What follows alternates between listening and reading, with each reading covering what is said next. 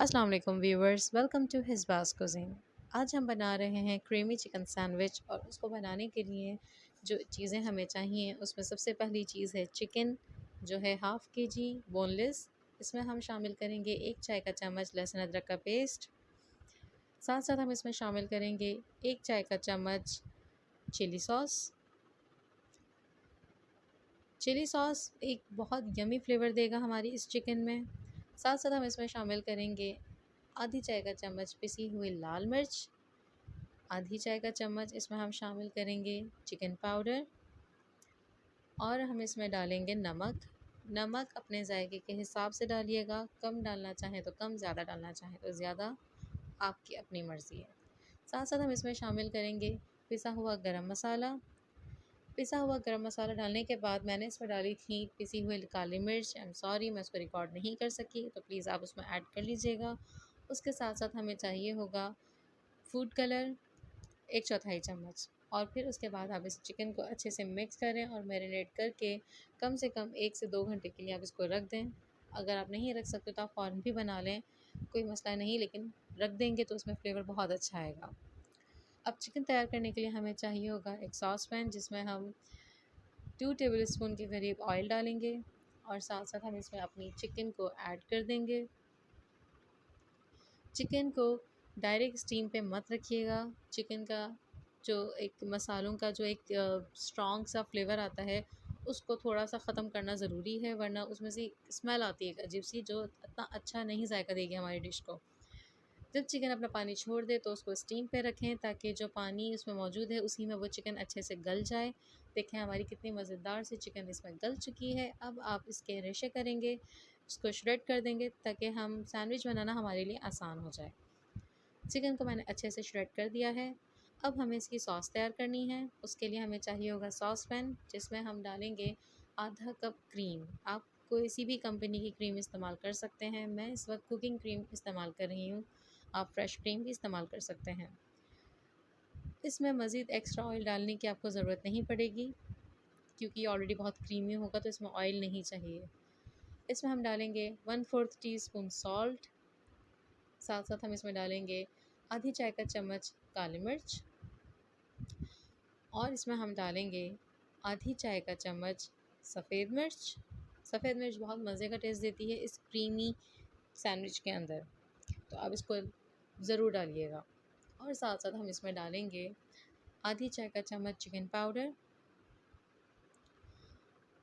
Chicken powder sandwiches में बहुत अच्छा फ्लेवर देता है। और इसमें हम शामिल करेंगे ऑरिगानो। ऑरिगानो आप अपने जायके के हिसाब से ऐड करिएगा, अगर आपको नहीं पसंद तो आप इसको स्किप भी कर सकते हैं, बट आप डालिएगा तो उसमें से बहुत अच्छा फ्लेवर आएगा। और फिर इसको हम अच्छे से मिक्स कर लेंगे ताकि ये सारे सारे मसाले इसमें अच्छे से मिक्स हो जाए। इसमें लम्स नहीं बनने चाहिए, वरना मुंह में आएंगे तो ये बहुत बुरे लगेंगे अगर इसके लम्स बन गए तो। अब मैं इसमें डाल रही हूँ मोज़रेला चीज़। आपके पास अगर चेडर चीज़ है तो आप वो भी ऐड कर सकते हैं, या पिज़्ज़ा चीज़ है तो वो भी आप डाल दें। साथ साथ मैं इसमें डाल रही हूँ 1/4 कप दूध ताकि ये अच्छा सा इसका टेक्सचर आ जाए। इसमें हम शामिल करेंगे हमारी चिकन जो हमने तैयार करके रखी थी। उसको डाल के इसको अच्छे से इसमें मिक्स करेंगे ताकि पूरी सॉस इस चिकन के अंदर अच्छे से मिक्स हो जाए। आप देखें कितना मज़ेदार सा इसका कलर आ रहा है। और यहाँ हमारी चिकन तैयार है जिसमें हमने थोड़ा सा इसमें शामिल किए हैं शिमला मिर्च बारीक कटी हुई। आपको ज़्यादा पसंद है आप इसमें ज़्यादा ऐड कर सकते हैं।